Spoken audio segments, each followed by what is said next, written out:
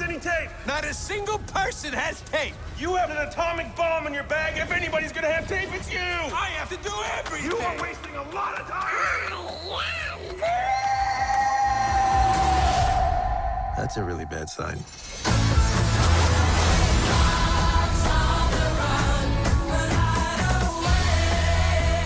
Guardians of the Galaxy Volume 2, the second installment in the trilogy and 15th overall entry in the Marvel Cinematic Universe, is once again directed by James Gunn and stars Chris Pratt, Zoe Saldana, Dave Bautista, Vin Diesel, Bradley Cooper, Michael Rooker, Karen Gillan and Kurt Russell. This time, the titular heroes are not only trying to protect the galaxy as they travel throughout the cosmos, they're also trying to keep their family together amidst constant squabbling, and as Peter Quill discovers more about his past after encountering his long-lost father. That's only a fraction of the entire plot though, as in all aspects, story, characters, effects, action, and even drama, this sequel is always going for something bigger than its predecessor.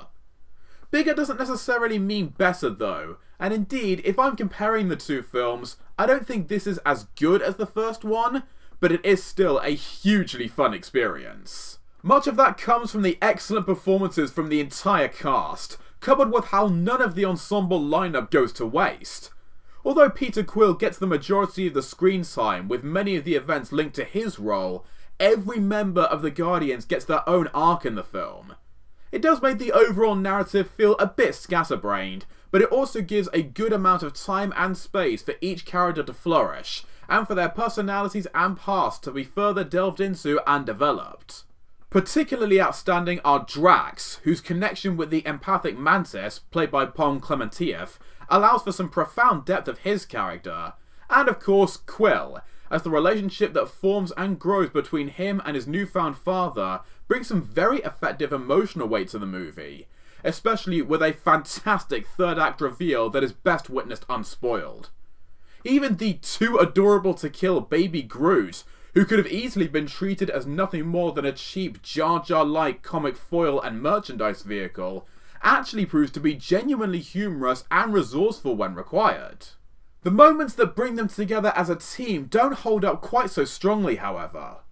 Now don't get me wrong, their established group dynamic still has a lot of funny moments and great chemistry between all the players, but a lot of the jokes and altercations feel a bit forced and inauthentic, at least compared to how they were written and delivered in the first.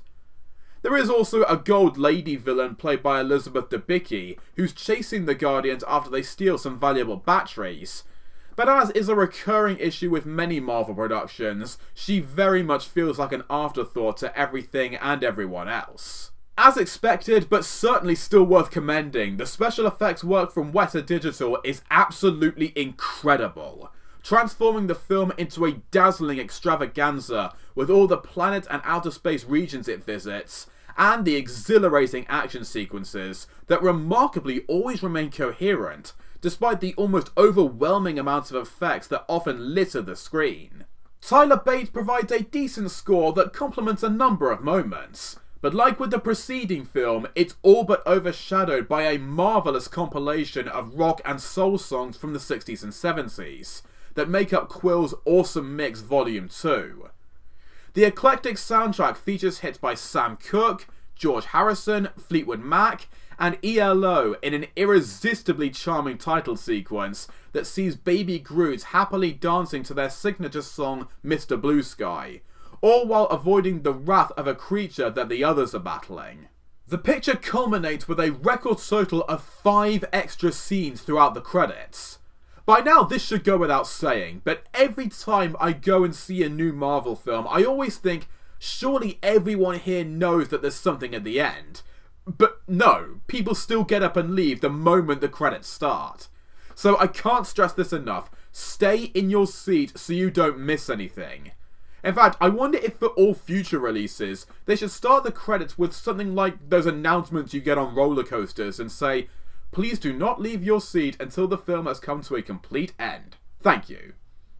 Just something to think about.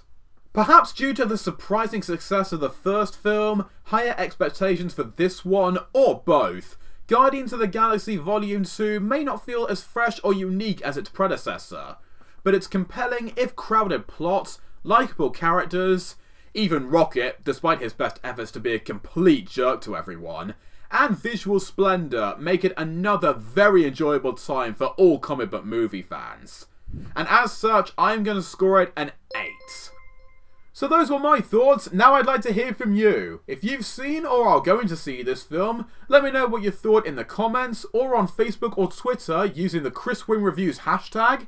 And be sure to follow me on YouTube and social media if you like this review and want to see more. Until next time, thank you all for watching, and I hope to see you again the next time I'm here to bring the review for you.